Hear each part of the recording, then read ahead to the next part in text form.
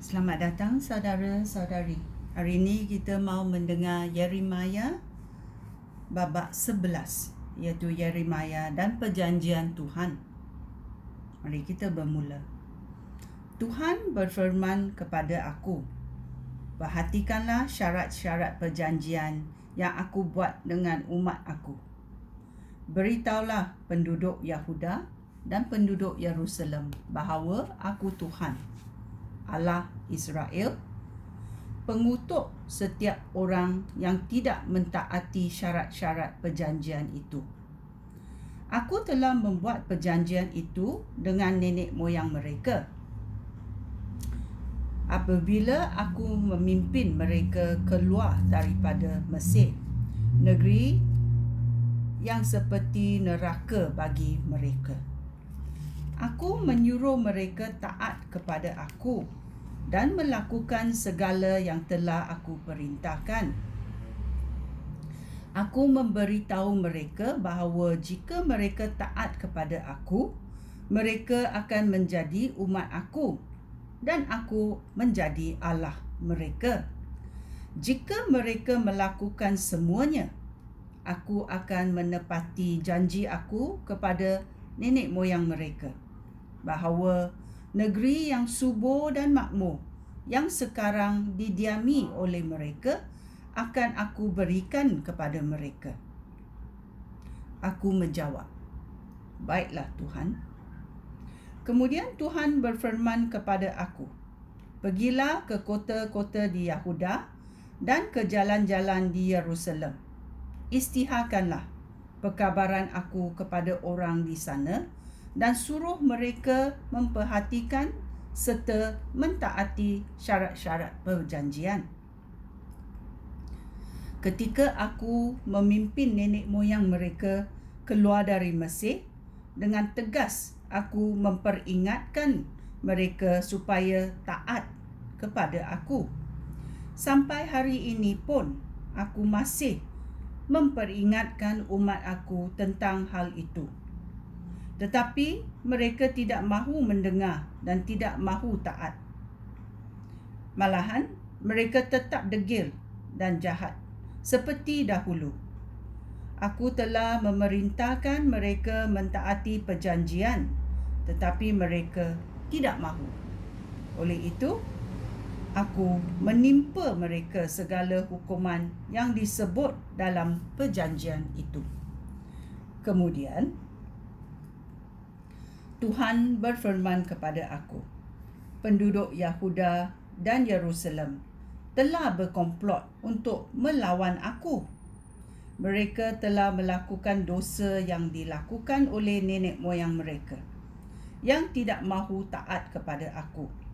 Mereka menyembah tuhan-tuhan yang lain, baik Israel maupun Yahuda telah melanggar perjanjian yang aku buat dengan nenek moyang mereka. Oleh itu, aku Tuhan memperingatkan mereka bahawa aku akan mendatangkan malapetaka kepada mereka dan mereka tidak akan terlepas daripadanya. Jika mereka berseru minta tolong kepada aku tidak mahu mendengarkan mereka. Kemudian penduduk Yahuda dan Yerusalem akan pergi minta tolong kepada tuhan-tuhan yang lain yang dipuja mereka dengan mempersembahkan korban. Tetapi tuhan-tuhan itu tidak akan mampu menyelamatkan mereka pada waktu malapetaka itu tiba. Tuhan-tuhan penduduk Yahuda banyak sekali.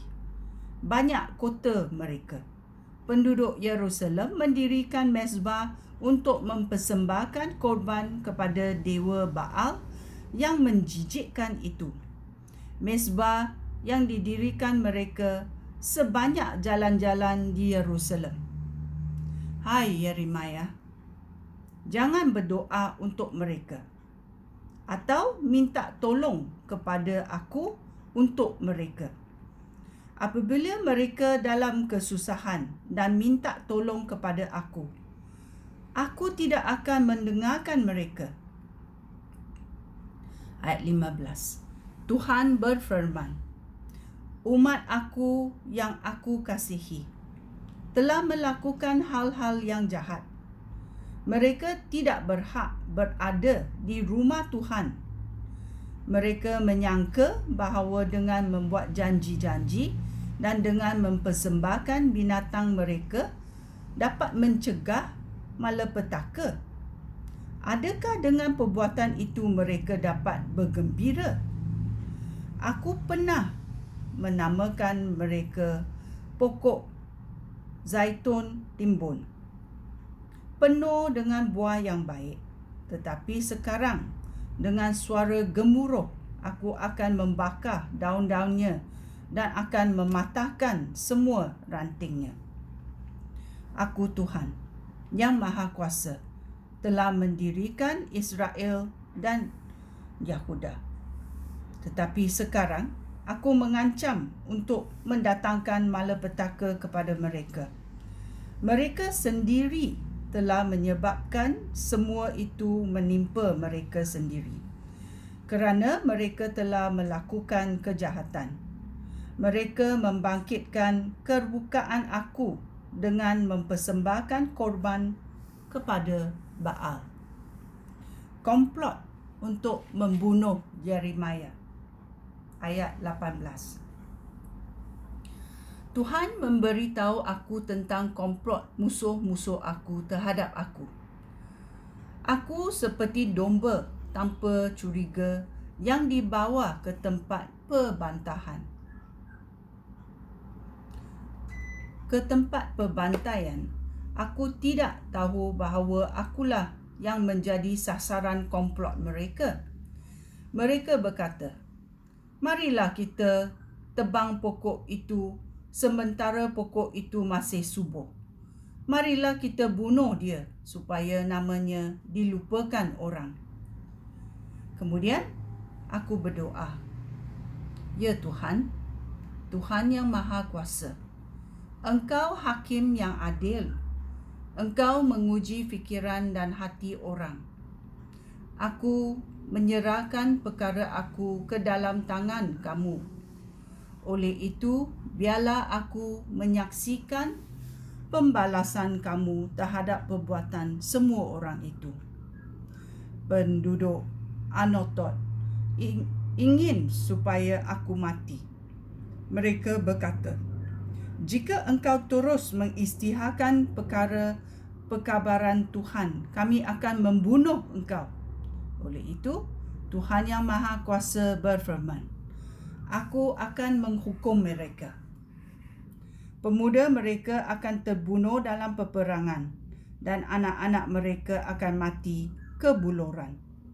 Aku telah menentukan masa untuk mendatangkan malapetaka kepada penduduk Anatot. Apabila masanya tiba, tiada seorang pun akan terselamat. Ya.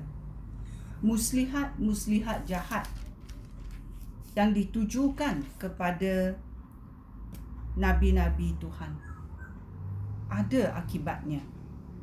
Ya. Kita jangan sewenang-wenangnya menggunakan lidah untuk membunuh orang. Kerana lidah kita ada bila ucap benda yang tidak baik berkuasa juga. Ya. Ini adalah Yeremia babak ke-11. Sekian, terima kasih. Shalom.